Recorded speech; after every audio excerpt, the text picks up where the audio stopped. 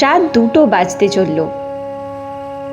বিরাট মেঘালয় এবং আসাম বর্ডারের কাছে কৃষ্ণই নদী পার করছিল। চারপাশে ঘুটঘুটে অন্ধকার, এক প্রকার নির্জনতা কৃষ্ণই নদীকে ঘিরে রেখেছিল, যার উপর দিয়ে ঘন কালো মেঘ উড়ে বেড়াচ্ছিল। দেখে মনে হবে যখন তখন তা বৃষ্টির আকারে ঝমঝমিয়ে নেমে পড়বে। কৃষ্ণই নদীর জল আপন গতিতে নিজের গন্তব্যস্থলে এগিয়ে চলেছে। বিরাটের এক হাতে ছিল টর্চ, আর এক হাতে সাইকেলের হ্যান্ডেল। প্যাডেল করে বিরাট নদী পার করছিল। ঠিক তখনই তার ফোন বেজে ওঠে। সে ফোন ধরেই বলল, হ্যাঁ বন্দনা, বলো। মোবাইলের ওপার থেকে এক মহিলা কণ্ঠস্বর ভেসে উঠল। কতদূর পৌঁছলে? এই তো কৃষ্ণই নদী পর্যন্ত চলে এসেছি। কৃষ্ণই নদী পার করলেই বাড়ি পৌঁছে যাব, আর তারপরেই তোমার কাছে। বন্দনার কপালে স্পষ্টতই চিন্তার ভাঁজ দেখা গেল। কি বললে? তুমি কৃষ্ণই নদী দিয়ে আসছো? হ্যাঁ তো কি হয়েছে? তুমি তো জানোই বাংলা মোড়া গ্রাম থেকে রঙ্কাভুজা গ্রামে যেতে হলে তো এই রাস্তা দিয়ে যেতে হবে। তোমার এত রাতে ওই রাস্তা দিয়ে আসা একদম উচিত হয়নি। তোমার গ্রেভিয়ার্ড কোঠিতেই থেকে যাওয়া উচিত ছিল। আর তুমি তো জানোই নদীর আশেপাশে রাত্রেবেলা ও ঘুরে বেড়ায়। বিরাট আশ্চর্য হয়ে বলল, কি ও ঘুরে মানে? আরে তুমি তো সবই জানো, তুমি ইচ্ছে করেই এসব বলো। মা বারবার করে তোমাকে বলেছিল রাতে একদম নদীর ধারে যাওয়া উচিত নয়, আর সেই সময় তার নাম পর্যন্ত নিতে নেই, না হলেই সে চলে আসবে। বন্দনা, মা মনে হয় তোমাকে ওই যক্ষিণীর কাহিনী। কথা শেষ হওয়ার আগেই বন্দনা ঘাবড়ে বলে, এই চুপ করে যাও একদম। হে মা কালী, তুমি আমার স্বামীকে রক্ষা করো। বিরাট হেসে বলল, আরে বন্দনা, ওসব যক্ষিণী টক্ষিণী বলে কিছু হয় না, এই সবই মন গড়া কাহিনী। দেখো, তুমি এসব মানো বা না মানো, আমি তো মানি। তুমি বাড়ি ফিরে এসো শিগগিরই। হ্যাঁ বন্দনা, আমি এক্ষুনি আসছি, নদীটা তো পার করে নি আগে। ঠিক আছে, এসো, রাখছি। আরে বন্দনা, ফোন রাখলে হবে?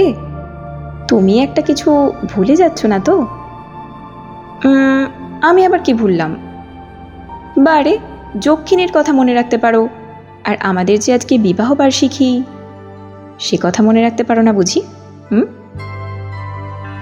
ইস, সরি বাবা, একদম ভুল হয়ে গেছে।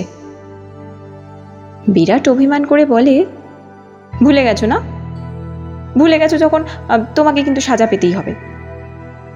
বন্দনা প্রেমের ছলে বলল, কি সাজা দেবে শুনি?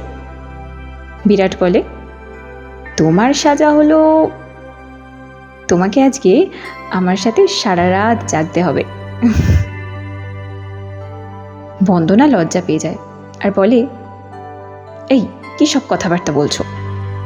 বিরাট বলল, আরে বাবা, আমার স্ত্রীর সাথে আমি এরকম কথা বলবো না তো আর কার সাথে বলবো শুনি? ঠিক আছে বাবা, তুমি তাড়াতাড়ি বাড়ি ফিরে এসো। এই বলে ফোন রেখে বিরাট সাইকেল নিয়ে সামনে এগিয়ে গেল। একটু এগিয়ে যেতেই বিরাটের হঠাৎ মনে হলো পিছনে নুপুরের শব্দ বেজে উঠল। যেন মনে হলো কোনো এক নারী দৌড়ে এপাশ থেকে ওপাশে চলে গেল। বিরাট নুপুরের শব্দ শুনে দাঁড়িয়ে পড়ল আর পিছন ফিরে তাকালো, কিন্তু সেখানে অন্ধকার ছাড়া আর সেরকম কিছুই সে দেখতে পেল না। এই বন্দনাও না আমাকে শুধু ভয় দেখায়, যক্ষিণীর কথা বলে আমাকে ভয় পাইয়ে দিল। আর তাছাড়া আমি নিজেও তো যক্ষিণীকে দেখতে চাই, দেখি কীরকম দেখতে সে। শুনেছি সে নাকি খুব সুন্দরী।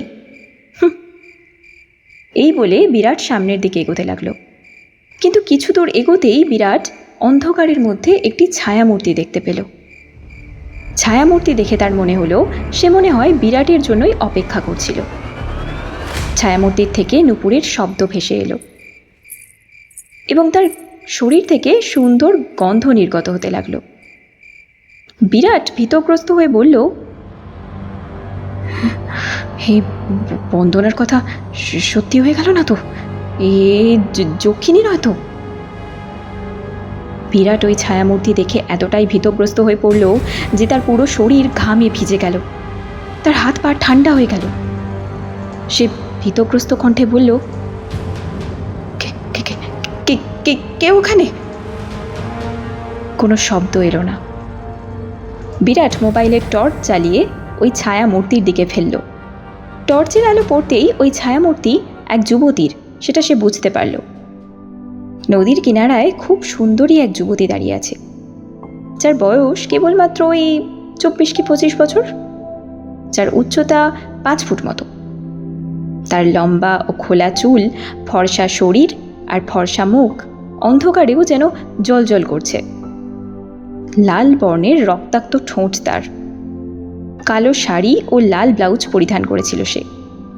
ওই যুবতী কোনো অংশেই অপ্সরার থেকে কম নয়। এত সুন্দরী ছিল ওই যুবতী, যাকে দেখে যে কোনো পুরুষই তার রূপের মহিমায় পাগল হয়ে যাবে, উন্মত্ত হয়ে উঠবে কাম বাসনায়। ওই যুবতী হাতের ইশারায় বিরাটকে কাছে ডাকে। কে এই যুবতী? পরবর্তী এপিসোড পেতে আমাদের চ্যানেলটিকে অবশ্যই সাবস্ক্রাইব করে রাখুন। খুব শীঘ্রই আসবো পরবর্তী এপিসোড নিয়ে। গল্পটি ভালো লাগলে লাইক করুন, শেয়ার করুন, আর এই রকমই আরও ভিডিও পেতে চ্যানেলটিকে অবশ্যই সাবস্ক্রাইব করে আমাদের পাশে থাকুন।